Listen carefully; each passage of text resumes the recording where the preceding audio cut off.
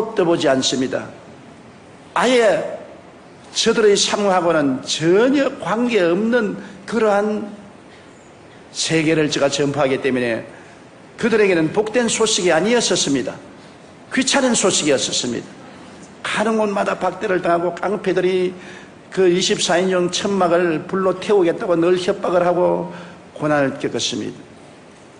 제가 전통적인 복음을 증거해서 예수 믿고 천당 가라, 안 가면 지옥 간다고 아무리 외쳐도 공허한 소리에 불과했습니다. 하루는 가장 그 동리에서 이름난 집에 전도를 가지고 했습니다. 유화문 씨라고 함경북도 북청에서 피난을 오는데 아들만 9인간 그래요. 딸은 없겠어요. 그리고 그 부인과 함께 사는데 왜 유명하냐면 10년 동안 그는 술 주정뱅인데 얼마나 술을 퍼먹든지 옛날에 불광동에는 서울에 있는 모든 화장실에서 가져온 배설물을 큰 호수같이 파놓고 거기에 배설물을 갖다가 부은 것이 그게 불광동이요 대제마을 우체가 있는 곳입니다. 배설물 냄새가 하늘을 충천합니다. 그런데 그분만이 유독이 술 먹고 배설물 속에 들어가서 목욕을 합니다. 유명합니다. 그러면 그 부인이 와서 일꾼들을 시켜서 목을 새끼줄로 묶어서 배설물 속에서 끌어냅니다.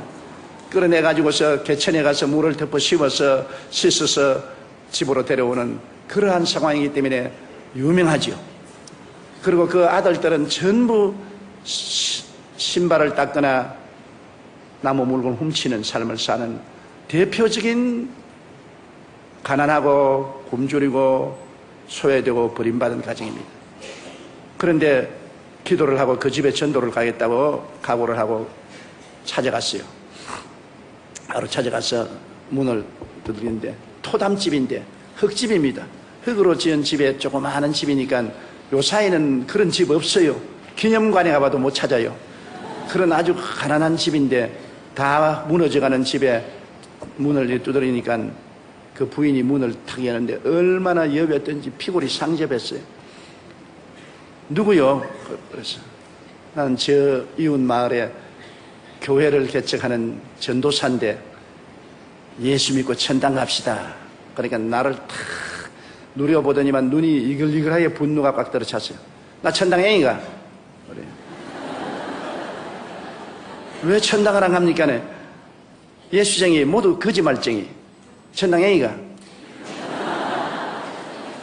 그래 내가 천당에 안 가려면 지옥에 가야 되는데 지옥에 가면 어떻게 합니까? 지옥불이 얼마나 뜨거운데요. 그러니까 지옥 좋아하네. 지금 내가 이미 지옥에 살고 있는데 무슨 지옥이야? 생각해봐. 우리 남편 10년 동안 알코올 중독으로 한 푼 돈 안 벌어오고 애들 9이 전부 길거리에 가서 나무 신발 닦고 나무 포켓도 훔치고 그렇게 해서 먹고 사는 내가 무슨 지옥이 겁니다. 우리 집에 와봐. 방 한 5평 될까 말까 하는 방에 이부자리 하나밖에 없어요. 내가 그 이름을 지어줬습니다. 백두산 한라산 이불이라고. 왜 솜이 뭉쳐가지고 하나는 백두산이고 하나는 한라산. 그걸 아버지, 엄마, 애들이 다 함께 덮고 자고 완전히 거짓입니다. 그러니 그 부인 말이 맞아요. 지금이 지옥인데 이보다 더 뜨거운 지옥이 어디 있냐는 겁니다. 그러니 지옥 가지고서 그런 협박 공갈하지 말라. 이미 내가 지옥에 살고 있다. 그래 천당에 가야지. 그런 거짓말을 왜 하느냐. 천당에 죽고 올라가서 그렇게 좋은 것 같으면 그렇게 좋은 천당을 죽고 난 이후에 줄 하나님이면 지금 살아있을 때 우리에게 조금 천당 왜 안 주느냐. 정말 하나님이 살아계시고 죽고 난 후에 그런 좋은 천당을 준다면 살아있을 때 우리에게 천당 좀 안 주냐. 우리 천당 어렵지 않다. 담요 몇 장에다가 끼니 쌀만 주면 그게 우리는 천당이다. 그 천당도 못 주는 주제에 무슨 하늘에 올라가서 기와 요초 만발한 곳에 산다는 것은 무슨 말이냐. 아예 나가라고. 억신 환경도 말로 나를 그냥 질타를 합니다. 내가 복음 전도라 갔다가 가만히 그 부인의 말을 들으니까 일일이 그 부인 말이 옳아요. 왜냐하면 지옥이 겁날 것 없는 건 지금이 지옥이야, 사는 게. 그게 뭐 도저히 상상할 수 없어. 그리고 천당, 그 부인 말 따나 정말 천당이 그렇게 아름다우면 왜 하나님이 그 천당의 몇 부분인 조그마한 천당, 그것도 과한 것 요구하는 천당도 아닙니다. 이부자리 담요 몇 장에다가 이복에다가 먹을 쌀만 좀 주면 그게 천당이겠다 했는데 그것도 못 주는 하나님이 앞으로 어떻게 기와 요초 만발한 아름다운 천당을 주겠냐는 것입니다. 나는 전도하러 갔다가 완전히 전도를 당해가지고서 내 마음에 회의가 꽉 들어찼습니다. 야, 내가 정말로 하나님을 잘 믿고 있는가? 정말 천당에 있는가? 막 그런 퀘션이 들어왔어요. 그래서 복음을 전하러 갈 때는 성경을 끼고 어깨를 펴고 갔는데 들어올 때는 어깨를 쭉 늘어뜨리고 천막교회에 들어와서 가만히 꿇어 앉아가 하나님, 내가 뭘 전도해야 됩니까? 신학교에서 공부한 공부는 이 사람들과는 관계가 없습니다.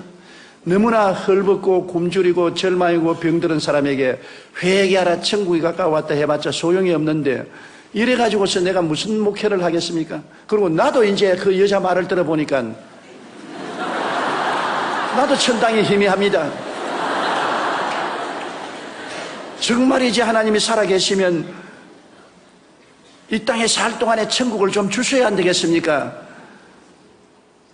나도 복음을 전도한다고 나왔는데 안 믿는 사람들은 저런 좋은 빌딩을 짓고 큰 극장을 짓고 뭐 댄스홀을 짓고 술집을 짓고 그 사람들이 구름대같이 모여드는데 나는 다 떨어진 24인용 천막에 냄새는 가만히를 깔고 난 다음에 여기 엎드려서 하나님이 여기 계신다 하니 사람들이 하나님하고 잘 살아라고 말하고 안 찾아오니까 어떻게 합니까?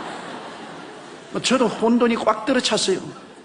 그래서 무릎을 꿇어 엎드려서 모든 선입견을 버리고 성경을 새로 읽기 시작했습니다. 마태복음부터 마가복음, 누가복음, 요한복음, 사도행전, 복음서와 사도행전을 처음 읽는 사람 태도로서 무릎을 꿇고 읽기 시작하니까 내가 아는 예수 그리스도와 성경에 기록된 예수님은 너무나 틀리더라고요. 신학교에서 교수들이 내게 주입해 준 그 예수 그리스도와 성경에 기록된 예수님은 너무나 틀리더라고요.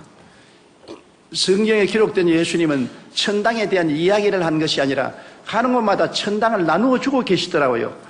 죄인의 죄를 용서하시고 병든 자는 고쳐주시고 귀신은 쫓아내시고 배고픈 자는 먹이시고 환난에 들어간 자는 평안을 주시고 그러고 난 다음에 죽는 자는 살려주시면서 천당 가라 하니까 안 믿을 사람 누가 있겠어요?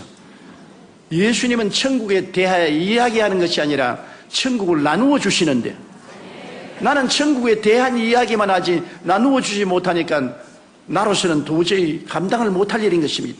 내가 주님께 엎드려 눈물을 흘리며 기도했습니다. 주님하고 나하고는 다른, 주님은 사람들에게 와서 그들이 필요한 것을 직접 채워주셨습니다.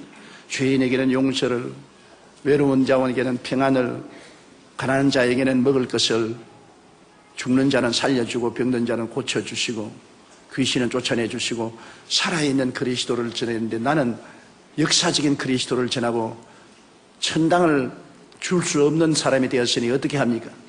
그렇게 눈물을 흘리고 기도를 하는데 성령께서 저에게 말씀하시기를 너도 천당을 주라. 주님, 내가 누구기에 천당을 줍니까?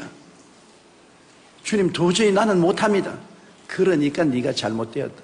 예수 그리스도는 어제나 오늘이나 영원토록 동일하시고 그가 오늘날 살아계서 너와 함께 있다면 내가 한 일을 너가 해야 될 것 아니야. 너도 살아있는 하나님을 전가하고 천당을 주라. 소위 말하는 살아있는 성령 운동을 하라. 문자적인 신앙을 가지지 말고 살아있는 성령 운동을 하라. 그래 기도를 많이 하고 또 얼마 후에 그 이초희 씨 집을 찾아갔습니다. 올해는 좀 마음이 훈훈해서 제가 찾아가서 문을 뜯으니까 문을 탁 열면 또 왔네? 좋은 소식을 가지고 왔습니다. 무슨 좋은 소식? 당신의 남편이 알코올 중독에서 해방될 수 있는 소식, 당신의 자식들이 학교에 가서 공부를 하고 훌륭한 자녀들이 될 수 있는 소식, 당신의 그 위장병과 심장병이 낫고 사람답게 살 수 있는 조그마한 집이라도 마련해 줄 그분을 내가 소개하기 위해서 왔습니다. 그런 분이 어디 있어? 그런 분이 계셔요. 그분을 만나면 팔자가 달라집니다. 이상하네. 전에는 그렇게 말 안 하던데. 전에는 그렇게 말 안 했지만 지금은 이렇게 말합니다. 그분을 만나보세요. 내가 소개를 해줄 테니까 만나면 팔자가 달라집니다. 그러니까 두말하지 않고 샌들을 신고 방에서 나와서 나를 따르더라고요. 내 속으로 야, 이것이구나. 전에는 반항감을 가지고 적개심이 으르으르하더니만 팔자를 고쳐준다는 사람을 소개해 준다니까 따라 나오는구나. 이런다면 온 동리 사람에게 똑같은 말을 하면 다 따라 나올 것 아닌가. 와, 마음에 아주 기분이 좋습더라고요. 그래서 논두렁길을 지나서 산비탈로 깨밭까지 왔습니다. 그러니 천막을 내가 세웠으니까 얼마나 엉터리로 세웠습니까? 나는 그런 목공의 기술이 없어요. 나무를 세워가지고서 천막을 세우니까 천막이 이렇게 있어요. 그래, 그 앞에 와서 그분이 어디 있어요? 그래서 그분이 이 안에 계십니다.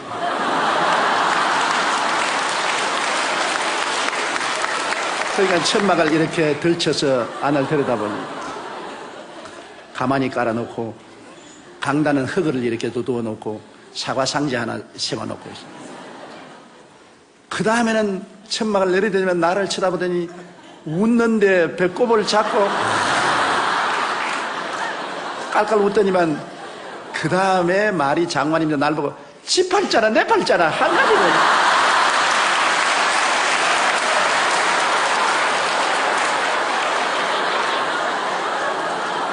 내가 충격을 받았습니다. 아이고, 그러면 이제는 교회 안 나오면 어떻게 하냐 싶어서. 그래서 맞았어요. 아주머니 팔자나 내 팔자나 한 가지입니다. 그러므로 아주머니와 내가 팔자를 고쳐볼 자를 만나야 됩니다. 함께 만나자고요. 그러니까 팔자를 고치는 자는 희망이 있으니까 안 떠나더라고요. 이야, 사람들은 희망이 없으면 못 사는구나. 희망의 메시지가 중요하구나. 그래 와서 천막교회에 처음으로 제가 한 사람을 전도했습니다. 새벽에 나와서 같이 기도를 하는데 그 남편 이제는 술주정뱅에서 해방되기 위해서 기도를 합니다.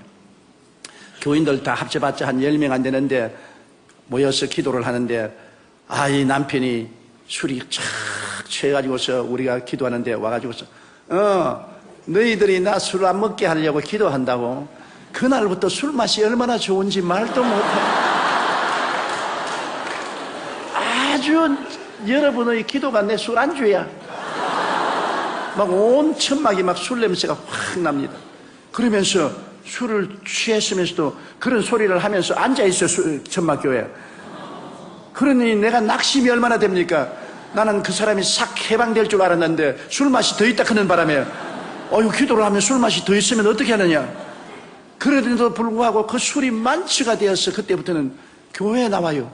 교회에 와서 온갖 잔소리를 다 하고 나에게 온갖 손가락질을 다 하고 그러다가 석 달을 기도했는데 그 부인이 하루아침에 그 애를 보내서 쪽지를 내가 바라보니까 우리 남편이 어제 밤새도록 도끼를 들고 다 죽인다고 야단법석을 하고 하더니만 오늘 혼수 상태에 빠졌으니 빨리 와주십시오. 나는 술주정뱅에서 해방된다고 했는데 혼수 상태가 되어 죽으면 어떻게 하냐. 그 길로 그냥 막 미끄러지면서 넘어지면서 뛰어가서 보니까 혼수 상태가 되어서 코를 홀 골고 있어요. 내 생각에 술 마귀가 이제 떠날라는구나. 그래 내가 그를 잡고서 나사렛 예수 이름으로 명하노니 알코올 중독의 원수 귀신아 나오라. 그렇게 하면서도 내가 전에 그렇게 하는 걸 못 봤기 때문에 우리 교수들이 가르쳐 주지도 아니했고 은극결에 내가 하기 때문에 이게 내가 바르게 하는 건지 잘못하는지 알 수가 없어요. 그런데도 불구하고 나오라 그러니까 반응을 한답니다. 꽥 고함을 치고 그래요. 나오라 그러니까 안 나온다. 그래 내가 뭐가 안 나오냐?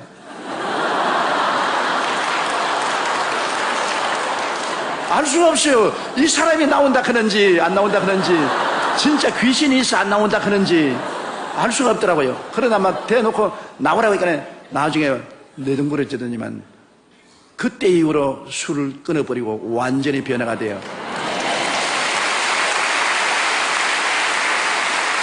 나중 우리 교회 장로가 되었습니다. 그러니까 함경북도 도민회에서 기념으로 이 사람에게 직장을 주었어요. 비로소 돈을 벌어서 처음으로 쌀 가마니를 집에 가져왔습니다. 참 그게 에피소드가 있어요. 그 부인이 10년 만에 쌀 가마니를 남편이 사오니까 너무나 반갑고 고맙고, 남편이 그렇게 이쁘고 좋더랍니다. 그래서 남편을 끌어안고 키스를 해주고 기도를 하고 했는데, 마음속에 아유, 우리 전도사님이 11조를 내야 하나님이 복을 준다 그러더라. 11조를 안 내면 하나님 복을 빼앗으면 어떠냐. 그래서 그 쌀 가마니에서 11조를 뗐어요. 너무너무나 아까우니까 도로 갖다 붓고, 주님, 10년 동안 나다를 구경 못한 우리가 이거 먹는다고 하나님이 복 안 주겠냐. 그렇게 좁은 하나님 아니시지. 도로가, 안 그렇지, 안 돼. 도로 떠내서 초저녁부터 시작한 것이 새벽 기도 4시까지 떼냈다가 부었다가 그 갈등은 말로 다 할 수 없습니다. 우리가 지금 웃기는 소리 같지만은 그 가난한 부인의 그 마음의 신앙의 갈등입니다. 그래서 새벽에 종소리를 치니까 그 11조 쌀을 떼는 쌀 봉지를 들고, 남편이 가져온 돈의 11조를 들고 너무나 아까워서 울면서 오다가 눈에 미끄러져가 논바닥에 자빠지니까 이게 그냥 쌀이 눈에 다 쏟아져버려. 그러니까 그 흙을 그대로 또 끌어 담아가지고서, 그래가지고서 내게 울면서 왔는데 보니까 쌀 없고 흙만 있어요. 하나님이 너무나 가혹하십니다. 10년 동안 나달 구경 못하는 우리 집에 처음 쌀 한 가마니 가져왔는데 왜 11조를 잡수시려고 합니까? 근데 손에 있는 돈은 얼마인지 모르겠어요. 떡이 돼버려가지고서, 얼마나 꽉 쥐었던지 흙이 묻어가지고서 떡이 돼버려요. 그래서 자매님, 11조는 하나님이 빼앗아가는 것이 아닙니다. 11조는 내일에 더 많은 축복을 주기 위해서 심는 종자 씨앗입니다. 심어야 거두지 않아요. 심지 않고는 못 거두지 않아요. 자매님이 지금까지 가난한 것은 안 심었기 때문에 거둘 것이 없어 가난했는데, 11조는 종자 씨앗으로 심으면 하나님이 주시는 것이므로, 이것은 심어는 것이니 비록 모두 다 흙 속에 심어버리고 말았지만은 하나님이 받은 것으로 알고 축복합니다. 그날 이후로부터 시작해서 그 집에 쌀이 떨어지지 아니했어요. 그러고 난 다음에 그때 은크크라고 한국 부흥 유엔 전도단이 있어서 가난한 사람을 보증을 해주면은 융자를 주어서 집을 짓게 해줘요. 그래서 내가 보증을 써서 은크크에 가서 융자를 받아가지고서 한 25평짜리 조그마한 집을 하나 지었어요. 깨끗하게 잘 지었어요. 지어가지고서 그 집에 들어가고, 그 다음 애들을 다 학교 공부를 시켰어요. 그 애들 중에 지금 3사람이 목사가 되어 있는데요, 완전히 예수 믿고 천당이 다가오는 것을 보았습니다. 그 이초희 권사님이 늘 하는 말이, 우리는 예수 믿고 천당에 죽어서 있는 줄 알았는데 지금 천당이 왔다. 우리 가족들이 다 예수 믿고 구원받고 병 고침받고 이렇게 애들도 공부 다 하고 3사람이 되었으니 얼마나 좋은가. 그래서 그 소문이 나니까, 희망이 있으니까 온갖 사람이 다 모여와요. 우리 교단에서 나를 불러요. 그리고 교단에 가니까 총회장 총무 교단 사람들이 모여서, 너 요사이 병 기도하고 귀신 쫓아내고 무당짓 한다면서. 아니, 무당짓 하는 것이 아니고 예수님이 성경에 기록된 것, 성경의 말씀대로 이 가난하고 헐벗고 굶주린 사람에게 복음을 증거해서 이런 역사, 우리 교리로서는 그걸 인정할 수 없으니까 사표 써라. 성령운동 하다가 그냥 쫓겨났어요. 그래야 나라 사표를 서락해서 사표 쓰고 나는 기독교에 대한 하나님의 성에서 쫓겨났어요. 무적자가 되었습니다. 그래가 낙심을 하고 있는데, 겨울에 밤 12시쯤 됐는데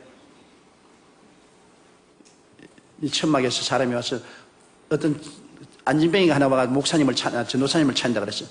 지금 내 신세 고약한데 또 무슨 안진뱅이가 찾아왔냐. 하니까 안진뱅이가 주일날 서울역에서 출발했는데 주일날 밤 12시에 불광리에 도착했어요. 완전히 하체 마비가 되어서 무릎에다가 고무를 대고 지팽이 막대기 2개를 끌어서 이렇게 해서 사정해서 버스를 타고 왔는데 왜 왔냐 그러니까 어떤 사람이 내가 구걸을 하고 있는데 네가 저 불광동에 가서 천막교회에 찾아가면 팔자를 고친다. 그곳에 있는 전도사는 병을 고친다. 너도 팔자가 고쳐질 것이니 그를 찾아가라 해서 하루 종일 걸려서 왔어요. 왔는데 보니까 한 12살 먹는데 내복도 없이 그냥 겉옷만 입었는데 발발발발 추운 겨울입니다. 떨고 있어요. 너무나 불쌍합니다. 그런데 내가 보니까 뭐 이 다리가 뼈만 남았어요. 관절이 탁 붙어 있는데 아유 하나님 왜 이런 사람을 내게 보냈습니까? 내가 손을 다리에 얹고 기도를 하려고 하니까 기도가 입천장에 붙어서 안 나와요. 안 믿어지는데요. 하나님 이 다리를 아이고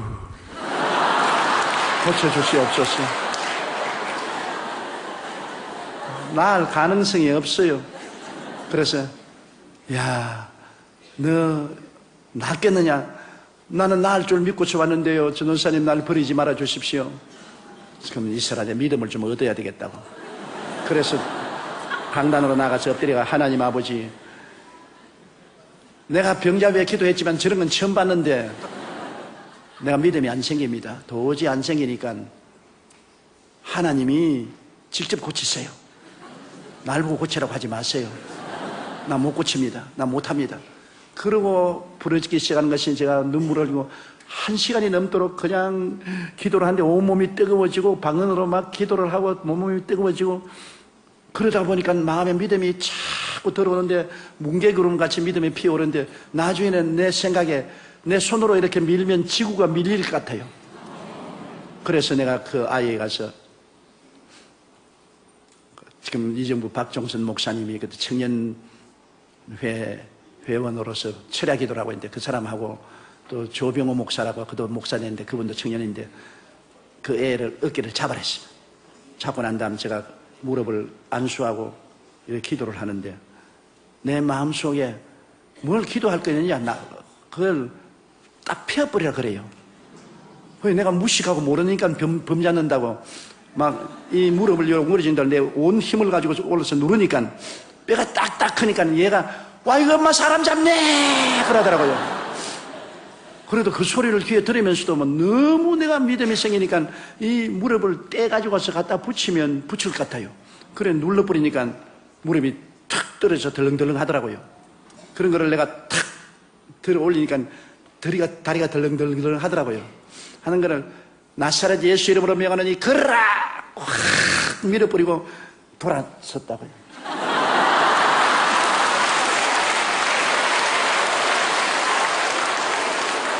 왜냐하면 내 생각에는 그건 막 꼬꾸라졌어요. 그런데 내가 눈을 감고 돌아서 있는데 막 청년들이 박수를 치고 고함을 치고 야단인데 보니까 이놈이 천막을 돌기 시작하는데 뛰고 꾸는데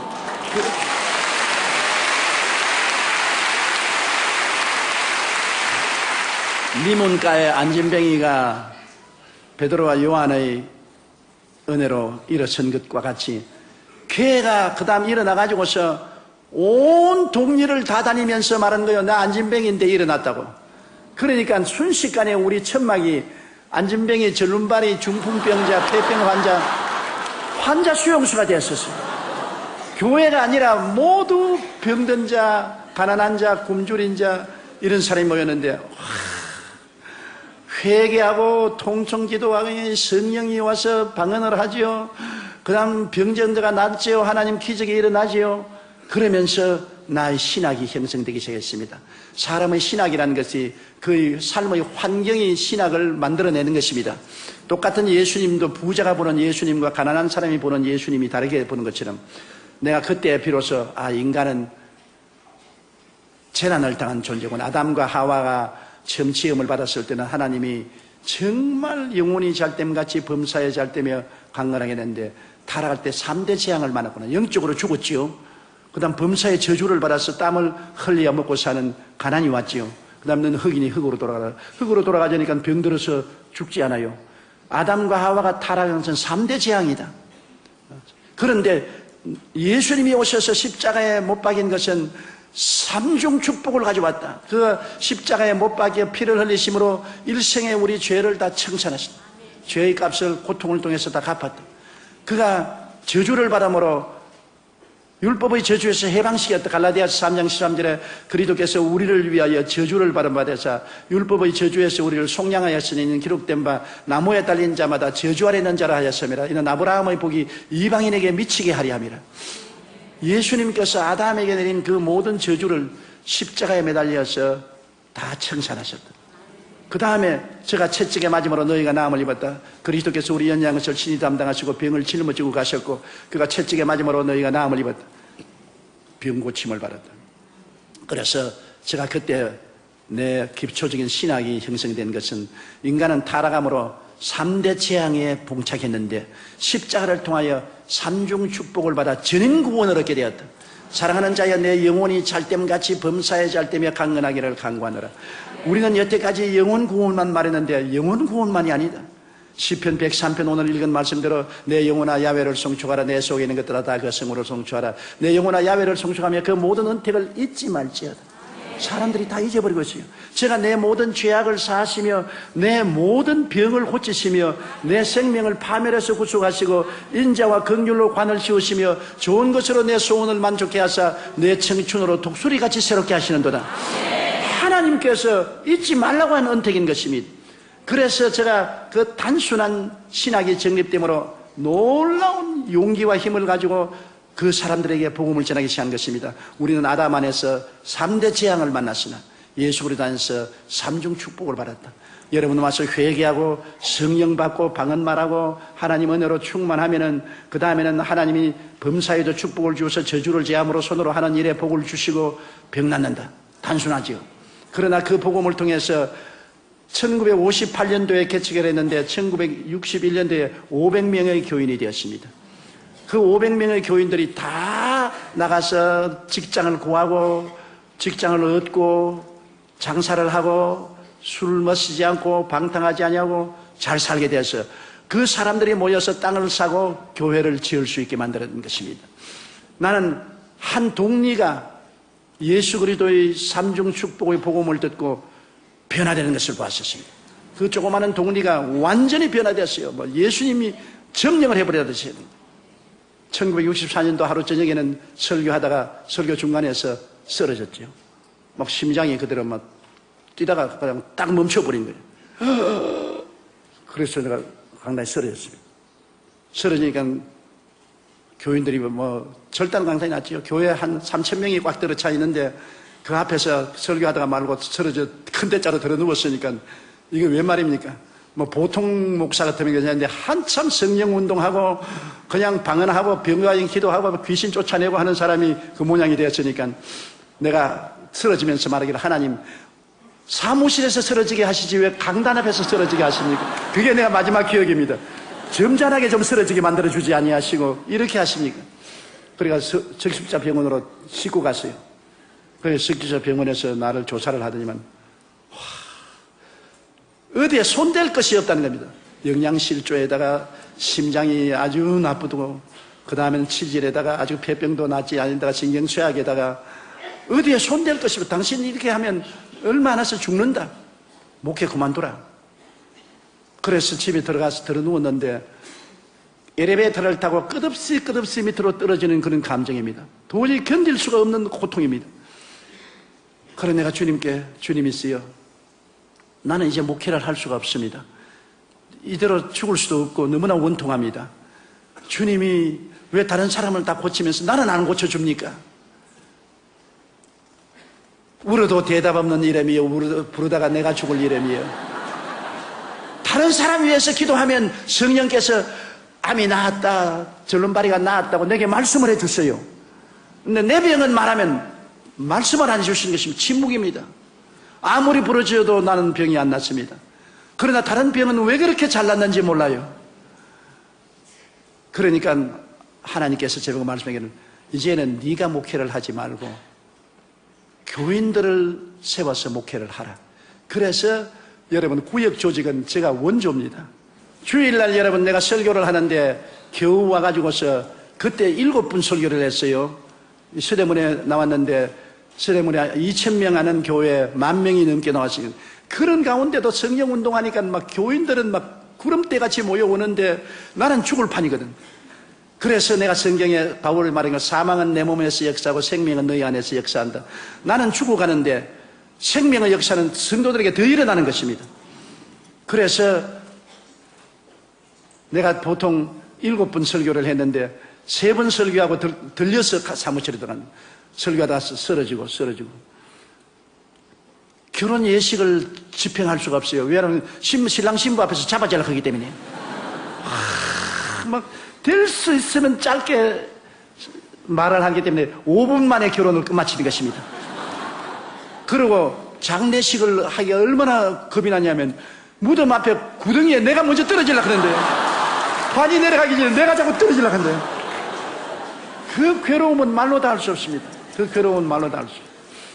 그래서 제가 하나님께서 네가 목회를 하지 말고 너는 평신도들을 가르쳐서 목회를 시켜라. 그래서 구역을 조직하기 시작해서 교회를 구역으로 나누어서 5가정씩 이렇게 나누어 가지고서 구역을 만들고, 그러면 5구역이 모이면 지역을 만들고, 이렇게 해서 교회를 맺겠습니다. 그 다음에 구역장 교본이나 적고, 저는 주일날 설교가 난 다음 주일날까지 들어 누워 있어요. 일어날 수가 없습니다. 너무 심장이 나쁘니까. 그 다음 주일날 겨우 일어나 가지고 와서 설교가 난 다음 또 가서 또 들어 누워 있고, 그 고통은 말로 다 할 수 없습니다. 그런데 하나님은 참 어떤 데 보면 무자비하더라고요. 1964년도에 내가 들어 누워서 고통을 당하고 있는데 너는 온 천하에 다니며 만민에게 복음을 전가하라. 하나님, 내 혼자 어떻게 떠납니까? 이 약한 몸으로. 그때는 또 해외 나가면 선교로 나간다 해도 200불밖에 안 바꿔주는데 돈 200불 가지고서 내가 어떻게 합니까? 그러나 주님께서 너는 선교로 출발하라. 선교로 출발하라. 우리 교회도 겨우 목회하는데, 그래서 죽기 아니면 살기입니다. 죽기 아니면 살기. 내가 여러분 뭐라고 말해도 하용조 목사님의 마음을 뼛속까지 알아요. 여러분은 모릅니다. 그 종이 얼마나 눈물과 피와 땀과 죽음을 앞서 체험하면서 목회를 하고 있다는 건 여러분은 모릅니다. 과부가 과부 사정 안다고. 내가 그 길을 걸어왔기 때문에 나는 알아요. 그래서 내가 그분을 사랑하고 존경하고, 그분은 순교적인 사명을 가지고 복음을 전한 줄 알아요. 1964년도부터 시작해가지고서 하나님이 선교로 나가라 하면서 제일 먼저 독일 베를린에서 초청장이 왔어요. 비행기를 타고 가다가 몇 분이나 비행기에서 까무라치는지 말로 다 할 수 없습니다. 자리에 앉아있다가 너무 숨이 답답하니까 그냥 통로에 들어 누웠어요. 그냥 스튜디오에서 일어나세요, 아저씨 일어나세요. 요 사이 같으면 퍼스트 클래스로 타겠는데, 그때는 3등 좌석에 타서 누울 데가 없으니까 좌석에 앉아있으니까 죽겠으니까 그냥 통로에 들어 누워요. 그래서 부흥에 가면 외국 사람들이 많이 있는데 내가 복음을 전거해야 되니까 약한 것을 보이면 안 되지 않습니까? 내 망신, 하나님 망신, 한국 망신을 하면 안 되기 때문에 그것이 갈보리 십자가에 매달리는 고통이었었습니다. 죽음과 삶의 경계를 가지고서 강단에서 설교를 합니다. 그리고 또 병자변 기도를 해요. 왜냐하면 나는 하나를 믿습니다. 내가 아무리 고통스러워도 말씀은 말씀이니까. 말씀에는 3대 재앙에서 주님이 3중 축복을 주셨으니까 영혼 구원과 저주에서 해방과 육신의 치료는 말씀이니까 난 말씀을 전해야 된다. 그래서 병자변 기도를 하면서 내 속으로 주님 나도요. 그런데 병자에 기도하고 나면 계시가 옵니다. 지혜 지식의 말씀이 옵니다. 암이 나았다, 절름발이가 나았다, 폐병이 나았다, 무릎 관절염이 나았다. 계시가 자꾸 옵니다. 그럼 그걸 내가 말을 해요 하면 막 일어나서 구름대같이 병이 났고 박수를 치고 나와서 뛰고 꿀리고 관쟁을 하는데, 관쟁을 지금 들으면서 난 자꾸 쓰러지려고 그래요. 그래서 내가 호텔에 들어와서는 하나님 너무나 야박합니다. 나는 왜 내버려 둡니까? 주님, 저 사람들은 다 같이 고치면서 나는 왜 이렇게 고통을 당하게 합니까? 아무 대답도 없어요. 너가 저 많은 병전자의 고통을 네가 몸에 걸머져라. 제가 가장 한 번 고통을 당한 것은 코트디부아르라고 아프리카의 나라가 있습니다. 불란서 식민지로 있던 나라인데 아주 아름다운 나라예요. 그 나라에 가서 복음을 전하는데 대통령과 부인이 굉장히 신앙이 좋아서 저를 대통령궁에 초청해서 대접을 해주고 자기 자가용 비행기를 내주어서 그 나라에 집회할 때 대통령 자가용 비행기를 타고 다니게 했는데 그날 한 5만 명이 모이는 스타디움에 가서 꽉 스타디움에 탔는데 대통령과 그 영부인과 장관들이 다 왔고 모든 대학 총장들이 다 왔고 나라가 수도가 들썩하게 모였는데 설교하러 나가려고 하는데 심장 발작이 일어났습니다. 심장이 막 150번에서 200번 뛰기 시작하고 그 다음에 막 땀이 막 비 오듯이 흐르는데 또 제가 당이 와가지고서 저혈당이 온단 말입니다. 이거는 정말로 문제는 죽은 겁니다. 수많은 청중들은 뭐 그냥 열광하고 박수를 치고 찬송을 부르고 하는데 이제 사회하는 사람이 이제 한국에서 나온 위대한 조용기 목사님이 나오게 내 속으로 위대하기는 무슨 개똥으로 위대하지. 죽게 되는 사람이 뭐 위대가 되냐. 못 일어나겠어요. 심장이 200번 뛰면요 천지가 노랗습니다. 거기에다가 저혈당이 다가왔는데 쪼그레뜨라도 예비하고 가야 되는데 쪼그레뜨를 지금은 복개토에서 예비하고 있죠. 아무것도 예비 안 했습니다. 그러니까 막 진땀이 나고 막 머리가 막 아프기 시작하는데 하나님 지금이야말로 하나님이 홍해수를 바르는 기적을 행할 때니 주님이 임하여서 나를 살려주어야 내가 이 앉은 자리에서 저 강단까지 걸어나갈 수가 있습니다. 하나님 살려주십시오. 불러도 대답 없는 이름이여 부르다가 내가 죽을 이름이여. 왜 하나님은 내게는 대답을 안 해주시는지 모르겠어요. 오직 주님께서 하신 말씀은 강하고 담대하게 나가라. 강하고 담대하게. 아버지 내가 죽게 되는데요 차라리 죽었으면 좀 탁 죽게 해 주십시오. 죽으면 좋겠는데 어떻게 내 나갑니까? 나가도 쓰러질 것인데 대답 없어요. 나가라. 믿음이란 여러분 말이 쉬운 것이 믿음이지 정말 믿음이란 죽음과 삶의 경계에서 택할 때는 너무나 고통스럽습니다. 하나님 죽겠습니다. 그리고 일어났습니다.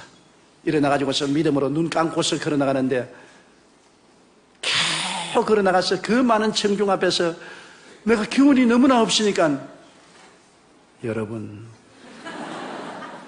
대통령 각하 내외분 여러분 오늘 이 자리에 온 것을 환영합니다. 사람들이 뭐라고 말하면 나중에 너무 신령해서 말도 적게 한대요.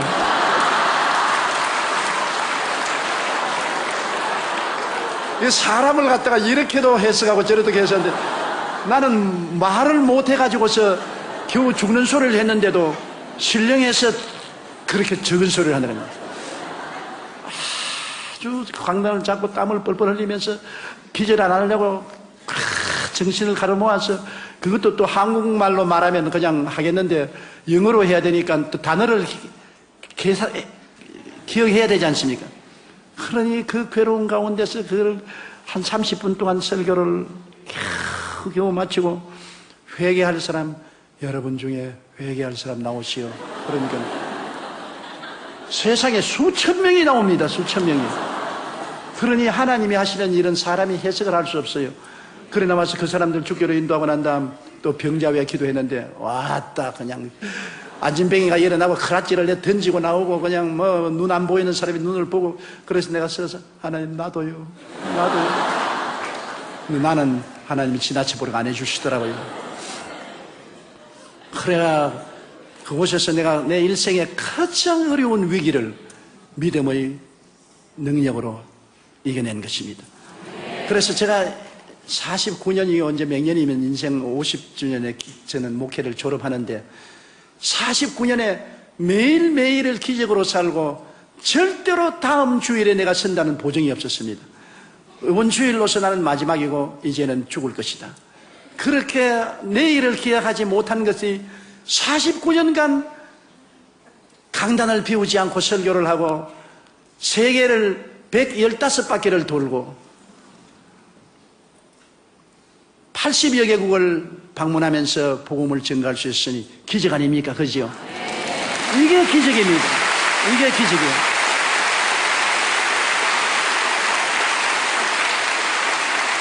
나는 우리 교회가 5명의 성도에서 75만 명이 될 때까지 교회 자라는 것을 인조이 해본 적이 없습니다. 교회가 자라는 건 몰랐어요. 언제나 강단에 설 때 안 넘어지려고 발부둥 치기 때문에 몇 명 왔는지도 몰라요. 안 넘어지려고. 아버지, 이 2부 예배 안 넘어지게 하옵소서. 이 3부 예배 안 넘어지게 하옵소서. 아버지, 4부 예배만 하고 죽더라도 안 넘어지게 해주십시오. 그러니까 교인이 많이 왔는지 적게 왔는지 전혀 몰라요. 교회가 자라는 것을 자랐으면 자랑을 하고 마음에 즐거워야 되겠는데 내가 죽을 판이니까 내가 즐거운 것도 없어요.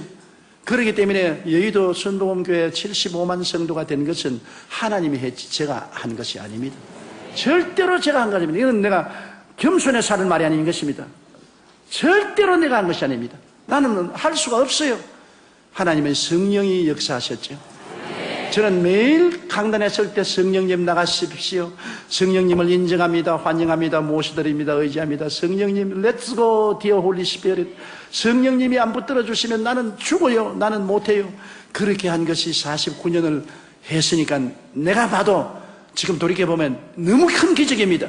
어떻게 해냈는지 도저히 상상할 수 없는 것은 성령의 능력이 아니면 할 수 없습니다. 거기에서 제가 배운 것이 있습니다. 하나님께서 십자가에서 그리스도를 통하여 우리에게 삼중 축복을 부어주셨는데 이 은혜는 이미 주신 것인데 우리가 누리는 것은 우리 마음에 받을 만한 그릇이 준비되어야 된다. 첫째로 생각입니다. 생각이 변화되어야 되는 것입니다. 나는 못한다, 안 된다, 할 수 없다, 부정적인 생각을 가지면 못해요. 제가 여태까지 버틸 수 있은 것은 베드로전서 2장 24절 제가 채찍에 맞음으로 너희가 나음을 입었나니 이 말씀 하나가 나의 생각을 붙잡아서 지금까지 버티어 주었습니다. 적막강산으로 너무나 고통스럽고 괴로워도 말씀은 진리다.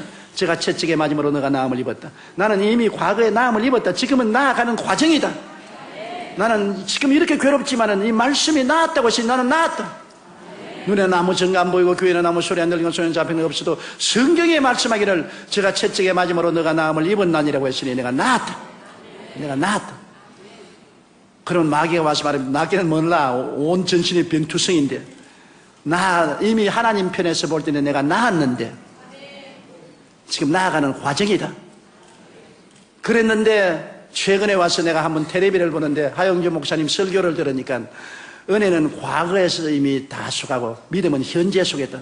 너무나 내 마음에 버팀목이 되어 주었습니다. 맞았어. 은혜는 이미 하나님이 과거에 다 주셨다. 이제 믿음이란 현재 내가 그것을 취하는 것이 믿음이다. 이미 나는 나았는데 현재 내가 믿음으로 그것을 진행형으로 지금 취하고 있는 것이다. 이 말씀이 없어서 생각이 내가 부정적이어서 나는 못한다, 안 된다, 할 수 없다, 나는 병자다, 나는 버림받았다 했으면 저 절대로 목회 못했습니다. 이 5대양 6대절을 다니면서 복음 전하지 못했어요. 여러분, 병이 한두 가지입니까? 당으로 말미암아 저혈당이 오면은 정말로 기가 막히게 고통스럽습니다. 한 분은 일본에서 부흥회하고 비행기에 탔는데 비행기 안에서 저혈당이 와가지고서 죽을 뻔당했습니다. 그런데도 불구하고 당뇨병 환자는 제가 안수하는 쪽쪽 낫는다고요.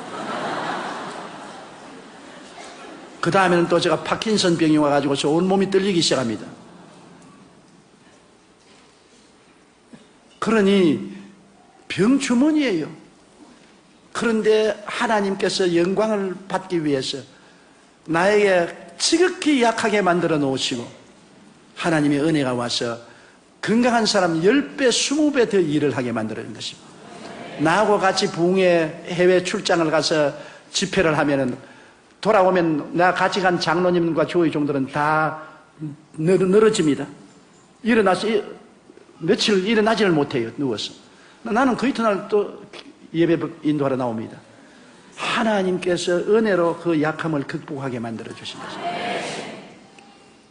그래서 생각이 말씀으로 달라져야 됩니다. 저는 늘 마음을 새롭게 하는 것입니다. 아침에 일어나면 두려워 말라, 내가 너와 함께함이라. 놀라지 말라, 나는 내 하나님이 됨이라. 내가 너를 굳세게 하리라. 참으로 너를 도와주리라. 참으로 나의 의로운 오른손으로 너를 붙들리라.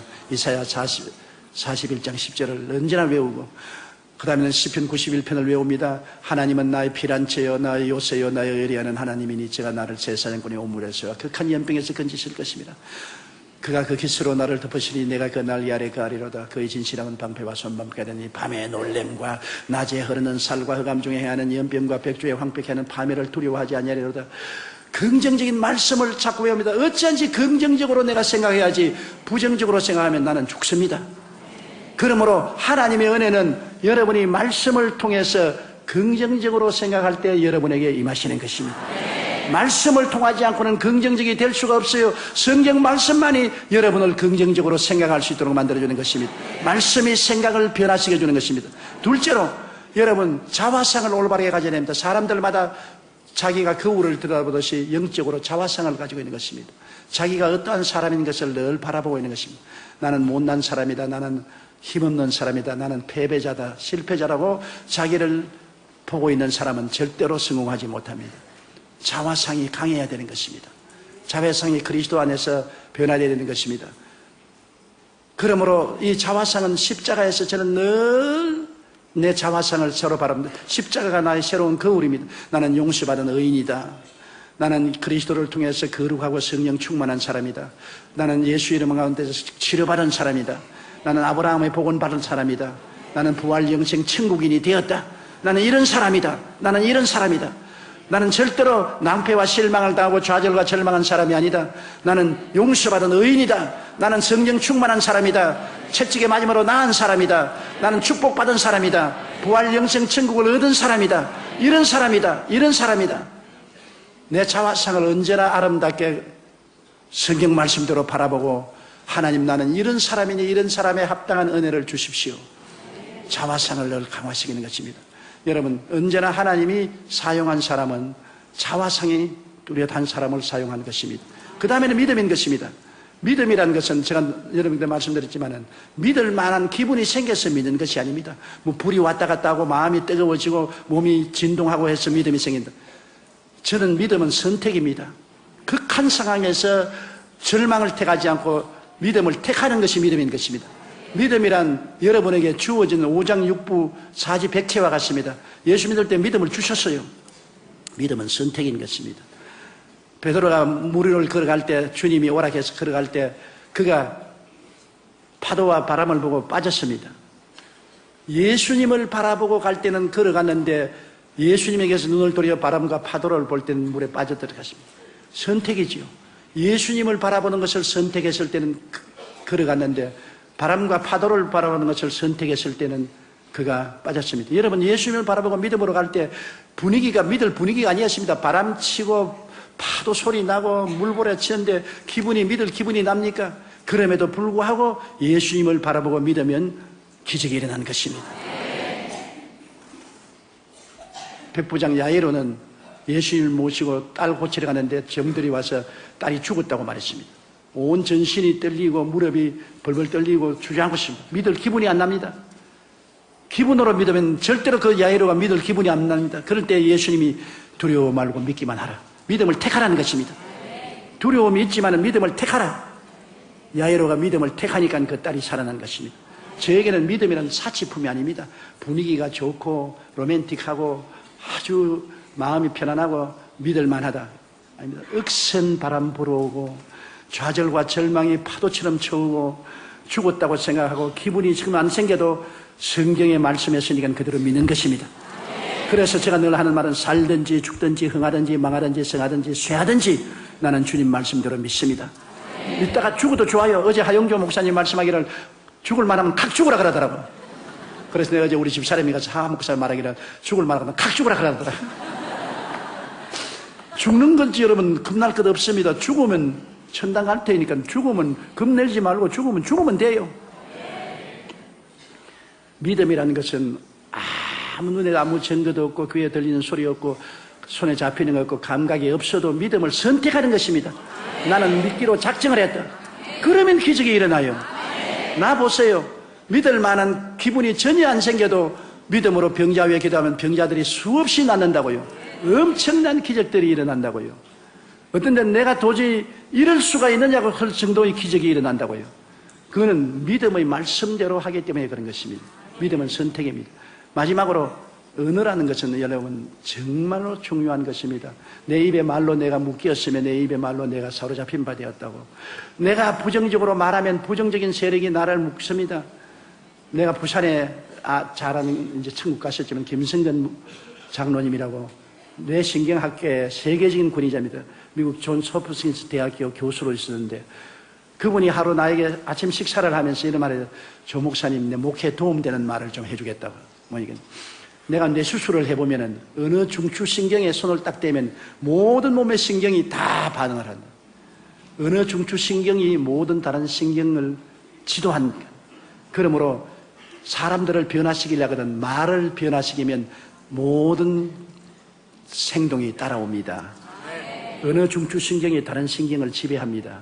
그래 내가 끌끌끌 웃었어요. 아니 목사님 왜 웃습니까? 김 박사님이 내게 말씀하기 전에 난 옛날부터 알아요. 어떻게 합니까? 야고보서에 혀는 적은 것이나 온몸을 의거한다고 말했어요. 야고보서에 벌써 지금 2000년 전에 혀를 의거하면 온몸을 의거한다고 그랬어요. 어느 중추신경이 온몸을 지배한다고. 그와 같이 내가 못한다면 온몸이 다 못해요. 내가 할 수 없다면 온 신경 전체가 다 할 수 없다고 생각해요. 죽는다고 생각하면 온몸이 다 이제 죽으라고 명령이 내려왔으니 죽자 그럽니다. 언어가 여러분의 현재를 만들고 미래를 만드는 것입니다. 그러므로 언제나 긍정적인 말을 해야 돼요. 내가 땅에서 매면 하늘에서 매일 것이요 땅에서 풀면 하늘에서 풀립니다. 죽고 사는 권세가 혀에 있으니 혀를 사용하게 정한 자는 그 열매를 먹으리라고 말한 것입니다. 그렇기 때문에 우리가 항상 하나님 말씀으로 교육하고 말씀으로 말을 해야 되는 것입니다. 성경 말씀으로 새 말을 해야 되는 것입니다. New language, 새로운 말을 해야 되는 것입니다. 그러므로 여러분께서 언제나 성경 말씀에 기록한 대로 나는 용서받은 의인입니다. 나는 성령이 같이 계십니다. 제가 첫째에 맞음으로 내가 나음을 입었습니다. 나는 아브라함의 복을 받았습니다. 나는 부활 영생 천국을 얻은 사람입니다. 나는 영혼이 잘되고 범사에 잘되며 강건하고 생명을 얻되 풍성히 얻은 사람입니다. 나는 택하신 족속이요 왕같은 제사장이요 거룩한 나라요 거의 소유된 백성이